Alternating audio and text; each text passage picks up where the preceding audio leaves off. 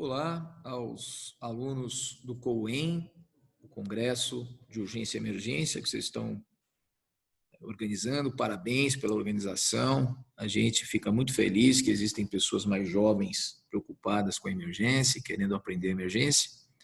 Meu nome é Fernando Sabiatalo, eu sou mestre e doutor em Ciências Médicas pela Unifesp, sou chefe da enfermaria masculina de clínica médica da universidade, presidente da Associação Brasileira de Medicina de Urgência e Emergência, sou tesoureiro da Sociedade Brasileira de Clínica Médica e presidente da comissão de título de especialista da Sociedade Brasileira de Clínica Médica.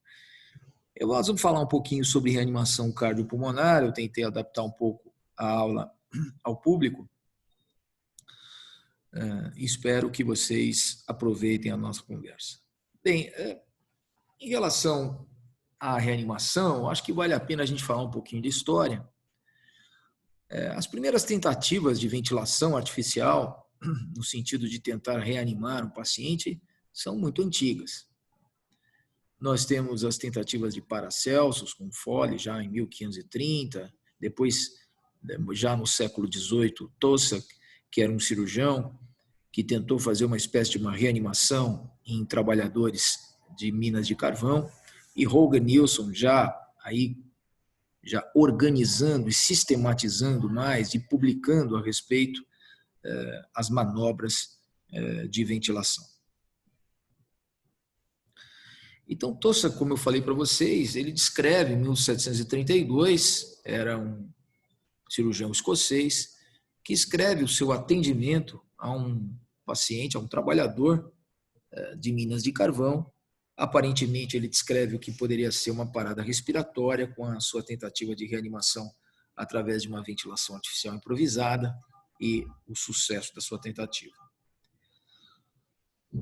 Bem, já mais tarde um pouco, a gente tem as publicações do Peter Safar, do James Allen, falando do desenvolvimento da ressuscitação em relação ao que a gente convencionou apelidar de ventilação boca a boca. Né? Isso é publicado no JAMA em 1958.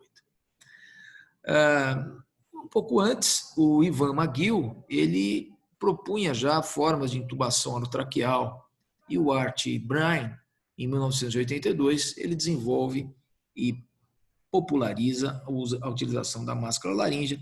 Então, essas todas são momentos históricos no que se refere ao acesso à via aérea ou à tentativa de ventilação no paciente. As compressões torácicas, elas ganham um destaque muito importante ao serem sistematizadas por John Hill em 1868 no Royal Free Hospital, com publicações e descrições muito interessantes da compressão. Já a desfibrilação, a primeira desfibrilação interna em seres humanos foi feita ainda já na década de 40, em 1947, por Claude Beck, é a primeira descrição. Agora, a desfibrilação externa, com sucesso, já é um pouco mais tarde, feita em 1955 por Paul Zoll. Daí a marca Zoll nos cardiodesfibriladores que vocês já devem ter ouvido falar. Não obstante, a primeira descrição do que seria uma desfibrilação, ela é muito antiga, feita por Charles Kitt lá ainda no século XVIII também. Então a gente sempre revê coisas muito antigas, ideias muito antigas que obviamente foram melhoradas e modernizadas, mas é uma verdadeira volta ao passado. Bem, em Frank Pentridge, que nasceu em 16 e morre em 2004, ele é o primeiro médico que idealiza uma espécie de UTI móvel.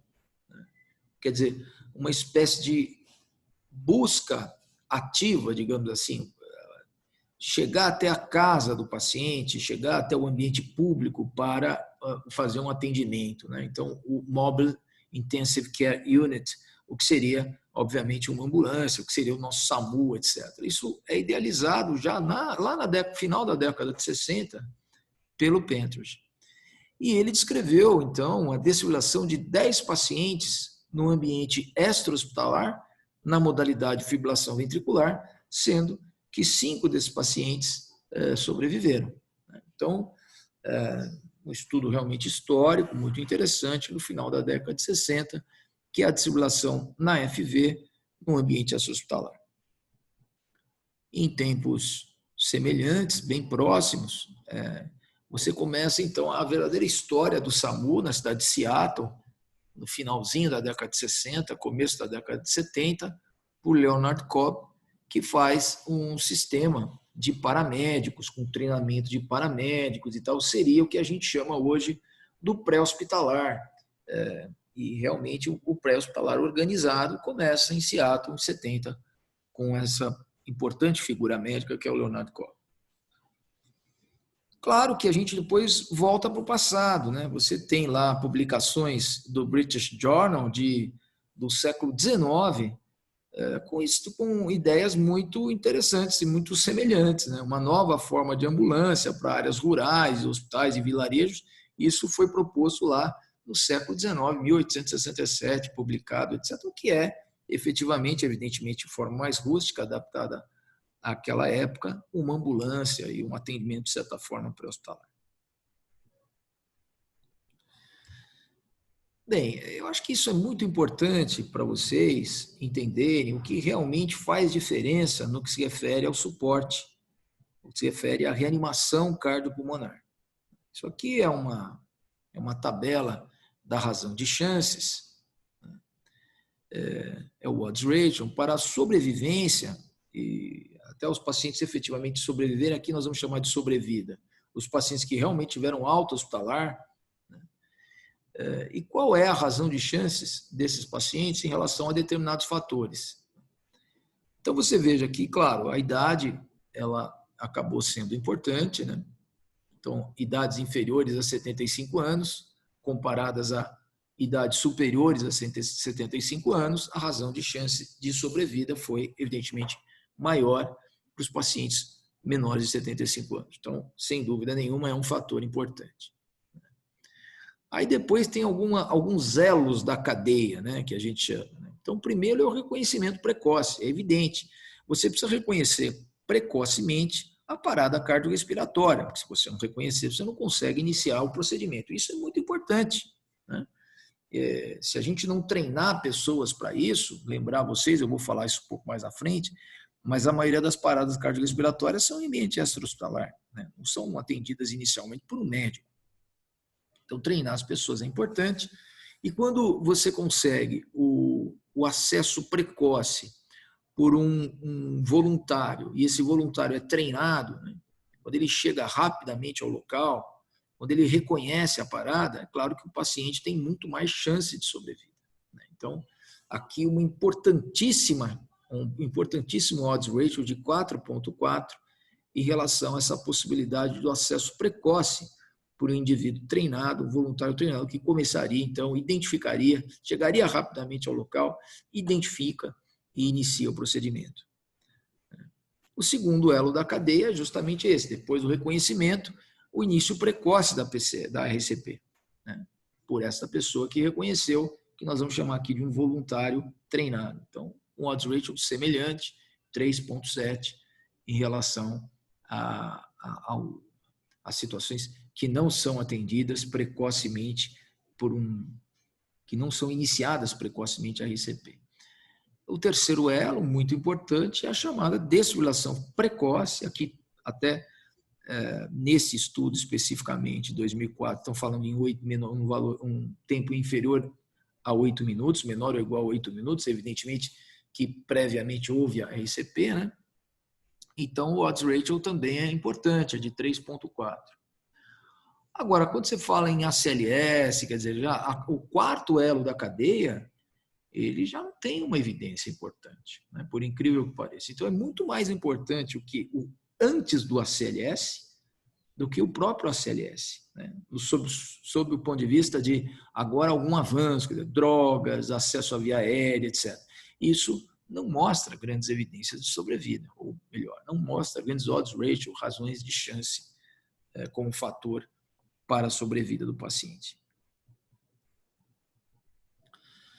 Bom, outra coisa importante, outro aspecto importante é associar a reanimação cardiopulmonar e a comunidade, né? Porque como eu falei para vocês, se você pegar aqui um ano específico, os Estados Unidos, você tem pouco mais de 550 mil paradas, das quais você vai observar que a maioria são extra-hospitalares. 359 mil paradas foram extra-hospitalares. No ambiente intra-hospitalar, foram 209 mil paradas. Então, você tem uma ampla... a parada cardiorrespiratória é, sobretudo, um episódio, um fenômeno extra-hospitalar, dos quais boa porcentagem deles é um fenômeno domiciliar. Portanto, é absolutamente fundamental que a comunidade seja treinada no reconhecimento e no início do suporte básico de vida, incluindo até mesmo o uso de um desfibrilador externo automático, para que você possa, evidentemente, melhorar a chance da sobrevivência. Então, no ambiente extra-hospitalar, em 2016, esse estudo mostra que a chance global de sobrevida de um paciente em parada cardiorrespiratória seria próximo a 10%, 10,8%. Agora, se esse paciente fosse atendido por um indivíduo, um voluntário treinado em BLS, essa sobrevida subia nesse estudo para 36,1%. Quer dizer, você aumenta quase 4 vezes a sobrevida de um paciente no ambiente extra-hospitalar, que é o que se referia esse estudo, pelo treinamento efetivo de um indivíduo que possa iniciar o BLS, o treinamento no BLS. Portanto, como a gente tinha falado, é a parte mais importante, sem dúvida nenhuma, da RCP. Esse estudo vem logo depois, numa publicação do New England em 2015, muito interessante, em que eles criam um sistema para celular. Esse sistema ele consegue avisar voluntários treinados num raio de 500 metros. Eles recebiam, então, caso eles fossem portadores do aplicativo e estivessem num raio de 500 metros da possível parada cardiorrespiratória extra-hospitalar, eles recebiam uma mensagem e telefonemas automáticos avisando a geolocalização da parada. E eles, então, se dirigiam imediatamente para iniciar a ECP. Foi um estudo randomizado, um grupo utilizou esse aplicativo, esse sistema, vamos dizer assim, outro grupo usava os protocolos naquela ocasião para o atendimento às paradas cardiorrespiratórias extra-hospitalares, e o que se viu foi que, de fato, a utilização desse sistema que foi criado para o estudo, né, esse aplicativo que foi criado para o estudo, esse sistema operacional de celular, isso possibilitou que o início da RCP fosse precoce, fosse mais rápido, em cerca de 62% dos casos, né, para 62% das chamadas, então, do grupo intervenção, em relação a 48% do grupo não intervenção, portanto, uma diferença significativa de início da RCP pelo leigo, que é esse voluntário treinado, antes da chegada do pessoal do sistema médico de emergência. Então, isso foi muito mais frequente quando foi utilizado esse sistema operacional do que qualquer outra forma de atendimento, ou atendimento que era o protocolo de então. Isso é um outro exemplo de um aplicativo chamado MyResponder. É um aplicativo utilizado na cidade-estado de Singapura, que informa imediatamente a geolocalização do indivíduo em parada cardiorrespiratória, inicia um modo speaker, quer dizer, ele inicia o viva voz imediatamente para poder iniciar a instrução do dispatcher, né, do telefonista, da pessoa que atende e que é treinada também em RCP, vai orientar a pessoa que está no local, e ao mesmo tempo ativa um respondedor no raio de 400 metros. Existia na época, agora tem mais, existia cerca de 30 mil pessoas na estado de Singapura que tinham esse aplicativo, eram avisadas, então, nesse raio de 400 metros e poderiam ir até o local para realizar o atendimento. Então, você tem um profissional da telecomunicação, que aí se despacha, ele vai atender e ele vai começar a orientar esse indivíduo que está lá para iniciar a RCP. Lembrar que cada 30 segundos no atraso da detecção de uma PCR diminui 3% a chance de sobrevida. Então, realmente é muito importante que a RCP seja identificada, que a PCR seja identificada o mais rápido possível e esse profissional da telecomunicação de lá é treinado para isso. Existe um treinamento específico para isso, quer dizer, o desenvolvimento desse profissional da telecomunicação, da linguagem, com autoridade, com reciprocidade e aproveitando o que a gente chama de momentum, é que leva efetivamente ao sucesso da identificação da parada cardiorrespiratória e do início imediato, o mais rápido possível da RCP. Então, num espaço máximo de 1 minuto, o protocolo exige que o profissional da telecomunicação consiga, através da sua comunicação com o bystander que está lá no local, primeiro, identificar a parada cardiorrespiratória e em menos de 3 minutos esse indivíduo tem que começar a RCP. Coisas como... E essa linguagem tem vários problemas, né? Então, no começo, esse profissional da telecomunicação tentava outras formas de linguagem. Então, você sabe fazer RCP, você conhece alguém, você pode... São ordens ou são frases que são inúteis. Então, é preciso que haja um treinamento e esse treinamento usa, sim, um pouco de psicologia, sob o ponto de vista científico, para que essa linguagem efetivamente dê certo. Existem situações muito interessantes, né? Então, aqui você vê, por exemplo, um rapaz, que é um adolescente, esse adolescente fica com o celular dele olhando para o celular o tempo todo e assim que tem algum chamado, ele corre para lá para tentar fazer a RCP, é o que eles chamam de super respondedores. Aqui ele está dando uma entrevista, dizendo que salvou já várias vidas, etc. É claro que isso é estimulado também, porque, evidentemente, isso é uma coisa muito sadia, muito boa, que os adolescentes podem fazer. A cidade de Singapura, ela também fornece a um número muito grande de taxistas, né? Até 3 anos atrás eram 500 taxistas na cidade, possivelmente hoje pode ser mais do que isso. O táxi deles tem o DEA. E quando eles recebem eles também têm o aplicativo, quando eles recebem a informação, então eles se dirigem lá, à medida da possibilidade, para levar até o DEA e poder ajudar na RCP. Então, coisas muito interessantes são feitas no mundo para que efetivamente o BLS dê certo, né? E a gente precisa usar a tecnologia.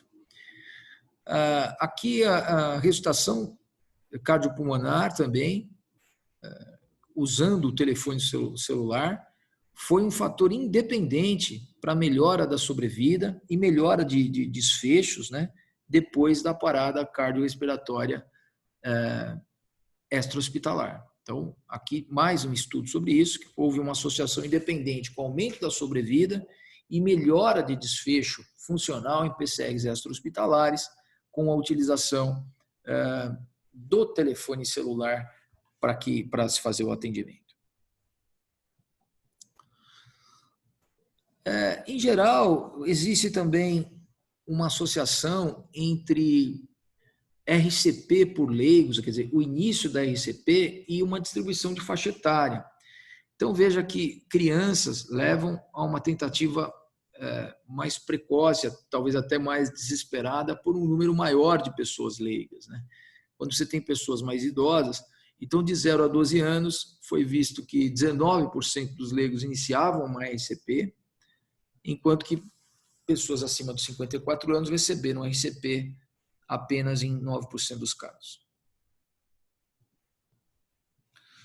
Outra coisa importante que eu gostaria de falar com vocês é sobre o que a gente chama de ergonomia da ressuscitação.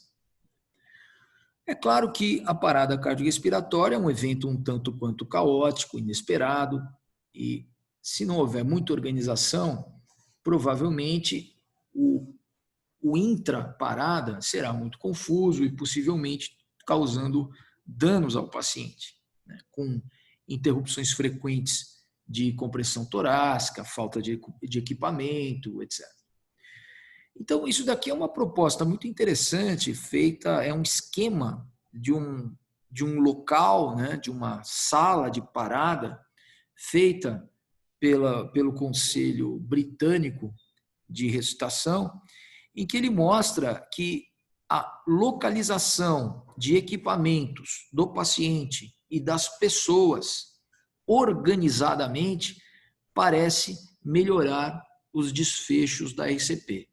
Então veja que aqui você tem, idealmente, a presença de um líder cognitivo da parada, que eles chamam de alfa-doc. Depois você tem ainda um outro indivíduo que também é médico, que é o gamma-doc, que ele vai participar, ele vai ser utilizado apenas para o acesso, tamanha a importância do acesso, seja ele vascular, seja ele ósseo, mas enfim, um médico exclusivamente para o acesso. De maneira ideal, um médico que seja capaz de mobilizar equipamentos como ultrassom, etc., né? Eventualmente fazer acesso à via aérea e tal. Aqui a posição do ventilador, aqui a posição do ultrassom, a posição das enfermeiras, né? Então você tem uma enfermeira que está fazendo as anotações, você tem uma outra enfermeira aqui posicionada, mais 2 técnicos de enfermagem que vão ser utilizados para compressão e para manipulação da via aérea, um farmacêutico também presente ou próximo. Quer dizer, então, é evidente que isso é quase que inviável na nossa realidade, mas veja que cada um no seu lugar, aqui o carrinho de parada, né? Vê aqui o leito do paciente, a maca do paciente, especificamente no lugar onde ela deve ficar. Aqui você tem o fluxo das pessoas, né? Como é que elas devem se comportar. Então, veja, há uma preocupação muito grande em relação à ergonomia da parada. Quer dizer, todos no seu devido lugar, quando toca a sirene, e são avisados de uma parada cardíaca. E cada um sabe exatamente para onde vai e o que vai fazer. Isso efetivamente deve melhorar muito os resultados. Então, limitar o número de pessoas na sala de atendimento da PCR, aquelas que não têm atividade, faça sempre a mesma coisa no mesmo lugar e sempre orientar, treinar e educar todos os membros da equipe de parada, não há dúvida que é muito importante, coisa que nós não fazemos, né? Então, ele dispõe de 2 médicos, 2 enfermeiros e 2 técnicos, no mínimo. Essa é a ideia, pode ter mais até, mas esse é o mínimo. A liderança é da enfermeira, no que se refere às padronizações.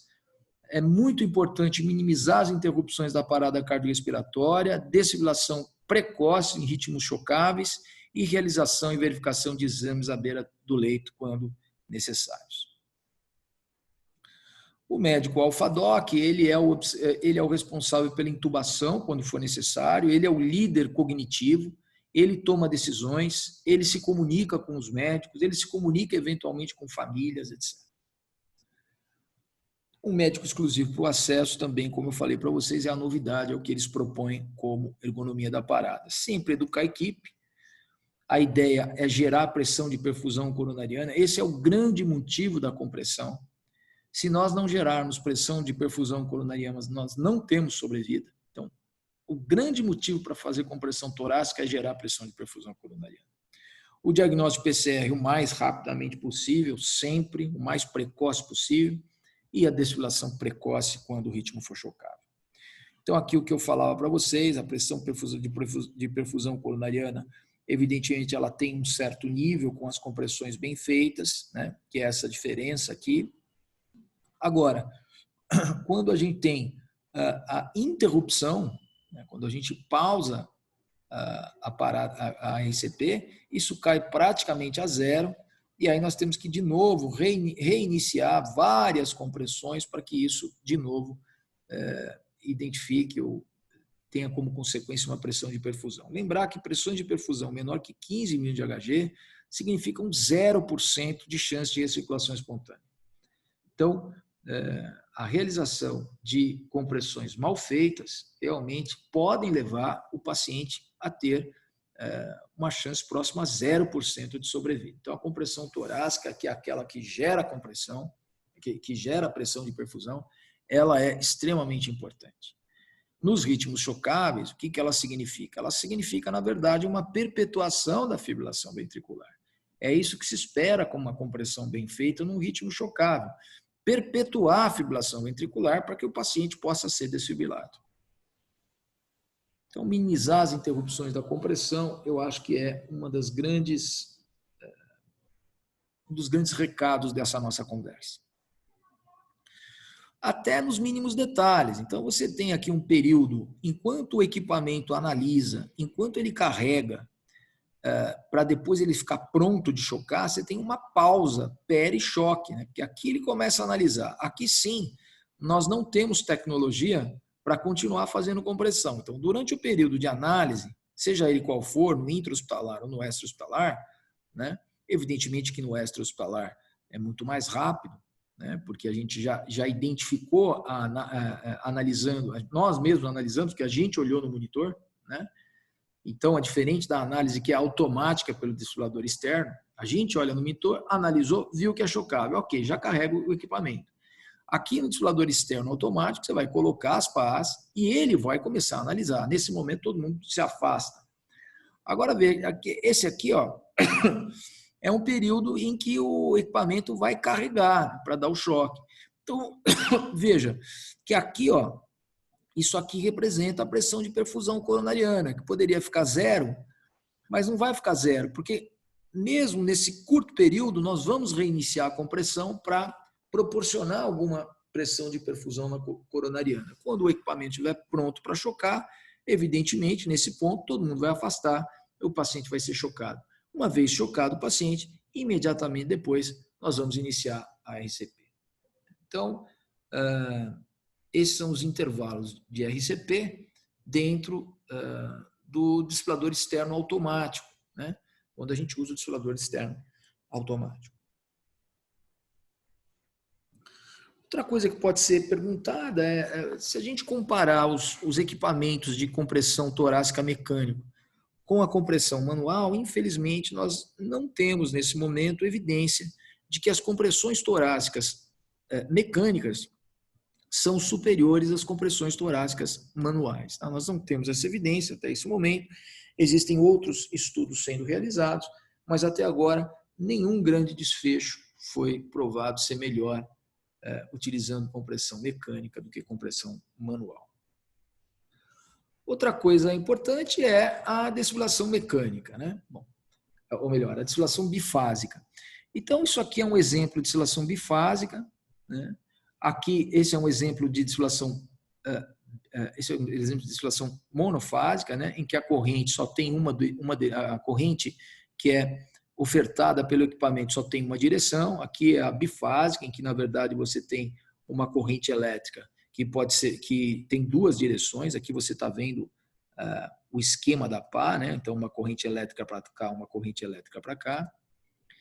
Outra coisa importante é que você tem uma corrente inicial que mede a impedância. É claro que as impedâncias são muito diferentes. Aqui está o exemplo do gordo e o magro. A impedância de um é muito diferente do outro, então possivelmente as correntes não precisam ser iguais, né? Então a carga elétrica necessária ela pode variar a partir de uma corrente inicial que mede essa impedância. Então isso é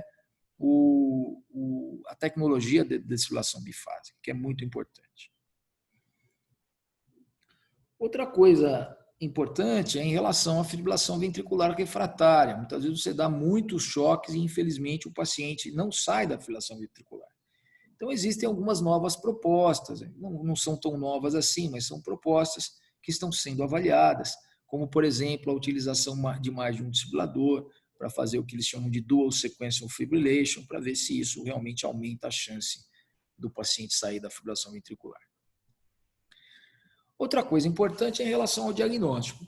Quando a gente usa o nosso sistema bidigital, né, para avaliar se há pulso central ou não há, isso é o que a gente chama de parada cardiorrespiratória, né, quando clinicamente, a gente não identifica um pulso central, a gente chama em pelo menos 5 segundos e no máximo 10 segundos, né? Que é a orientação do ACLS. Se a gente não encontrar, então a gente inicia a RCP e avalia o paciente como parada cardiorrespiratória. Consta que a especificidade disso é baixa, ou seja, muitas vezes a gente não consegue checar o pulso, a gente não consegue sentir o pulso, mas o paciente, na verdade, não está em parada cardiorrespiratória. Isso foi demonstrado já por estudos com ecocardiograma. Né? Existem até propostas de se fazer o diagnóstico de parada em membros treinados no ambiente intra-hospitalar usando o ecocardiograma, que parece mais específico do que o vídeo digital e em pacientes treinados a gente gastaria um tempo semelhante. Então, o ecocardiograma, ele inicia a RCP em paciente com atividade elétrica organizada, mas não, o ecocardiograma poderia evitar que a gente iniciasse RCP em paciente com atividade elétrica organizada, mas que não tivesse em PCR. Lembrar que se isso acontecer, se o paciente não tiver em PCR, a RCP ela deve ser deletéria para o coração. Ela não deve ser boa. Então, não é tanto faz. A gente deveria efetivamente iniciar a RCP nos pacientes efetivamente parados. E como a especificidade é baixa, às vezes, provavelmente a gente inicia a RCP em pacientes que não estão parados, mas que a gente não conseguiu sentir o pulso. Então, as compressões torácicas elas podem ser deletérias para paciente com ritmo cardíaco organizado, né? Porque aí trata-se de choque, aí a conduta é outra, é volume, é vasopressor, enfim, inotrópico, é outra conduta, e não a de compressão. Outra coisa que vem sendo avaliada é o uso do ECMO, né? O uso da ressuscitação, da circulação extracorpórea para fazer a ressuscitação, para fazer a RCP, mesmo em ambientes extra-hospitalares. Hoje existem equipes que são capazes de canular um ECMO em 6 minutos. Então, vocês veem aqui que alguns estudos estão sendo feitos, né? Esse parecer de Minnesota mostrou que 75% dos pacientes que foi indicado, né, na admissão hospitalar o ECMO, e 55% dos que foram indicados, né, 75% dos pacientes sobreviveram, que chegaram na admissão hospitalar ainda vivos e se iniciou, então, a circulação extracorpórea, 55% deles, portanto, 10 de 18, sobreviveram até a alta hospitalar. Quer dizer, foi um número considerável. 50% dos quais conseguiram uma função neurológica boa, né? Porque isso é uma outra pergunta. Ok, eles sobreviveram, mas sob que condições neurológicas? Então, 50% sob uma condição boa. E não foi visto nenhuma complicação significativa relacionada ao ECMO, especificamente. Então, isso foi usado mais para FVTV refratária, iniciou-se no extra-hospitalar, mas uma das regras é que o hospital não poderia estar mais do que 30 minutos, né, de transporte do paciente, e o tempo total máximo seria 60 minutos de ECMO.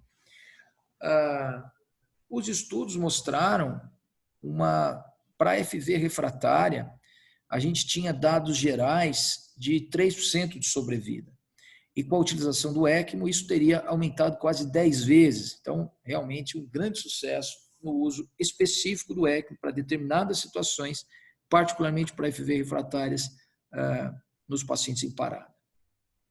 Isso aqui é um registro feito com circulação extracorpórea e mostra que, com o passar dos anos, né, nós temos isso aqui, evidentemente, no primeiro mundo, você tem cada vez mais utilização do ECMO em situações de RCP. Muitas perguntas continuam, né?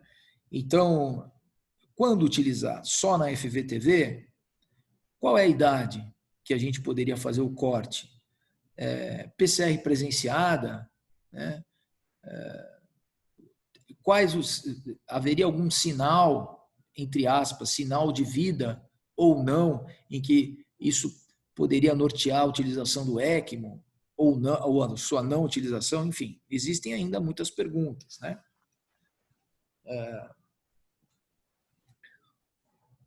Outra coisa é a forma de transporte, né? Então, qual é o momento de transportar o paciente? Qual é o melhor momento de transportar o paciente? Isso é uma outra pergunta também que é de difícil resposta. qual o custo-benefício, né? Qual o custo da execução de um programa, qual o custo da permanência hospitalar, em relação a programas de doação, custos de equipamentos, etc. Outra coisa que precisa também ser avaliada. Isso aqui é uma fotografia do metrô de Paris, em que vocês percebam que eles montaram um ECMO no metrô. Então, era um paciente jovem que, lamentavelmente, teve uma parada cardíaca em FVTV. A FVTV foi refratária. Eles tinham condições de transporte rápido até o hospital, estavam bem perto do hospital. Então, chegou uma equipe de extra-hospitalar, iniciou o atendimento, indicaram um ECMO e está aqui o paciente vivo, né, depois da realização do atendimento deles. Vejam que montaram um ECMO no metrô. Outra coisa é a velha pergunta, né? A diferença da ventilação com como acessar a via aérea do paciente, quer dizer, se o acesso à via aérea avançado faz diferença ou não faz diferença em diversos desfechos em relação à RCP. Bom, os estudos que nós temos, os estudos retrospectivos, associaram intubação e via aérea avançada a aumento de mortalidade, possivelmente por algumas questões, uma delas é a interrupção da RCP para a tentativa da passagem da via aérea, né? Isso possivelmente deve ter se associado com a aumento de mortalidade, mas eram estudos observacionais, né? Existem alguns estudos, alguns ensaios clínicos randomizados que foram feitos, e a maioria deles no extra-hospitalar. Então veja que esse aqui é um estudo clássico que foi feito.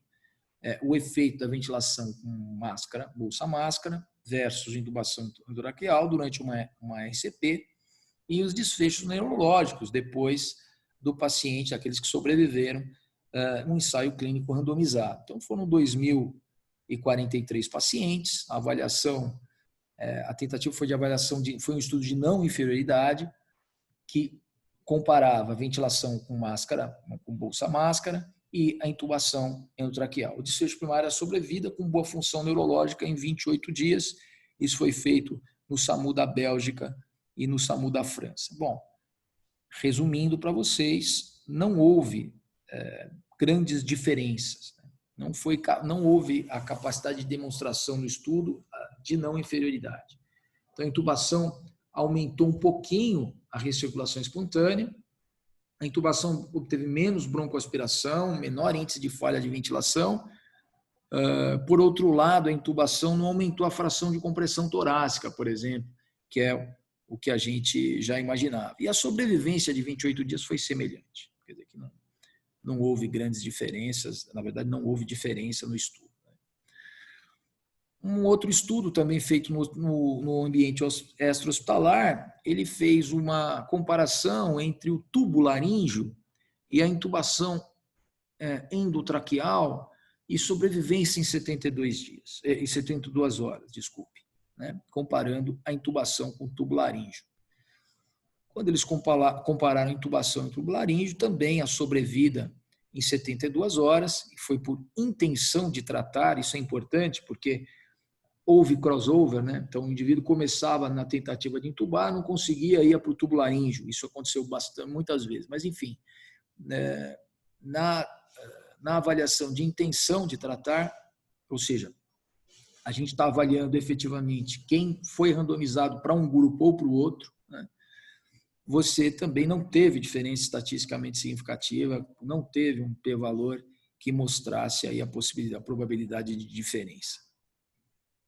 Então, a sobrevida foi um pouquinho melhor, um pouquinho melhor, né? Porque a gente tem que considerar 5%, né? Então, a sobrevida foi um pouquinho melhor no grupo do tubo laríngeo, em relação à intubação endotraqueal, mas, como eu falei para vocês, esse estudo foi muito criticado porque mais de 50% dos paramédicos não conseguiram intubar o paciente. E aí, como eles não conseguiram intubar, possivelmente por grande dificuldade, aí teve que ir para o tubo laríngeo, etc. Enfim, então isso foi uma crítica muito grande feita pelo estudo, tá?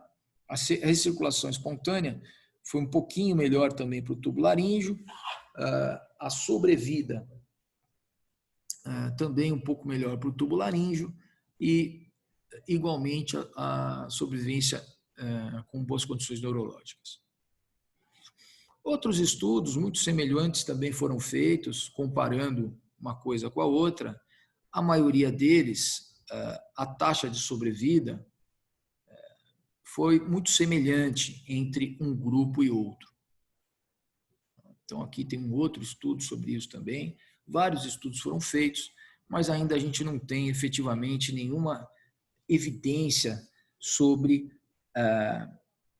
a questão da intubação, a não intubação durante a ICP. Então, a intubação de paramédico, a experiência de intubações de paramédicos está associado com sucesso na colocação do tubo, mas não com sobrevida. Então, 5.000 casos. Aqui, a ocorrência que exigiu o tubo foi muito pequena. Então, a média de intubações do paramédico é muito pequena. E isso, evidentemente, não faz com que esse indivíduo seja habilitado, muitas vezes, com expertise para fazer a intubação. Aqui, outro estudo semelhante que mostra isso também. 90% de taxa de sucesso na intubação está muito relacionado, obviamente, com a experiência. O tempo médio de sucesso, 63 segundos. Para intubar em 30 segundos com sucesso, houve 243 casos. Você tem um número muito grande de pacientes que foram estudados, enfim. Aqui o que mostra, a pergunta era quanto que a experiência do socorrista, quanto de experiência o socorrista necessita para conseguir uma intubação com sucesso durante a parada cardiorrespiratória. E nesse estudo mostrou que para ter 90% de sucesso na primeira tentativa, você precisava de 137 intubações. Isso significa 1.200 dias de treinamento. Você imagina, são 3 anos de treinamento para você estar preparado, com tempo médio de sucesso de 60 segundos. Para você intubar em 30 segundos com sucesso, você precisa de 243 experiências. Imagina, 243 experiências são 5, 6 anos de treinamento. Então, de fato, é algo bastante complicado de se lidar. Isso é um estudo que foi publicado no Resuscitation em dezembro de 2018. Porque, na verdade, o que é mais importante para a ICP é o tempo. É muito importante que o paciente receba a compressão. Ele não pode ficar sem compressão. As interrupções têm que ser mínimas. O diagnóstico tem que ser rápido. A desfilação tem que ser precoce. Então, aqui são as porcentagens, seja qual for a interface, todos os profissionais de saúde, isso é um outro problema bastante importante, eles tendem a hiperventilar o paciente. Então, você veja aqui a porcentagem de pessoas, seja qual for o profissional de saúde, seja qual for o equipamento, que em preto é considerado um paciente que está sendo hiperventilado. Então, isso é uma coisa gravíssima. Nós não podemos hiperventilar o paciente. É meia bolsa, 1 segundo a cada 6 segundos se o paciente estiver entubado. Senão aumenta a pressão intratorácica, eu diminuo o retorno venoso, aumento a chance de regurgitação, etc. Diminuindo o retorno venoso, diminui o débito cardíaco, diminui o débito cardíaco, diminui a pressão de perfusão coronariana, e certamente isso está relacionado com diminuição da chance de sobrevida. Ok? Muito bem. Então, a cadeia de sobrevida, que eu gostaria de deixar aqui para vocês como lembrança, é essa, O acesso precoce, o mais rapidamente possível do atendimento. Seja um voluntário treinado, mais rapidamente essa pessoa tem que chegar no local, essa pessoa tem que iniciar o diagnóstico, tem que fazer o diagnóstico precocemente, tem que iniciar a RCP precocemente. Isso é muito importante. Uma vez que o sistema médico de emergência também, obviamente, tem que chegar com muita rapidez a esse local, porque essa ajuda significa o desfibrilador. Nós estamos num ambiente extra-hospitalar aqui, Então, essa ajuda é o desfibrilador. Chegou o desfibrilador, a gente tem que desfibrilar de maneira precoce. E, claro, que chegar ao hospital também é importante, o mais rapidamente possível, para que esse paciente continue o tratamento avançado e o tratamento pós-parada, que também é muito importante. Muito bem, pessoal. Dessa forma, a gente teve uma conversa aqui básica sobre reanimação cardiopulmonar. Eu gostaria muito que vocês se aproximassem da gente, tá? A gente está lá no Instagram, Abramurgem_oficial. A Abramurgem é uma associação que está preocupada com alunos de medicina e com recém-formados. Nós não nos interessamos pelos especialistas. Nós queremos ajudar vocês, nós queremos se aproximar de vocês. É para isso que a gente existe. Tá bom, pessoal? Um abraço a todos vocês. Espero que o congresso de vocês esteja muito legal e sempre possam contar, sempre contem comigo, tá? Um abraço, até logo.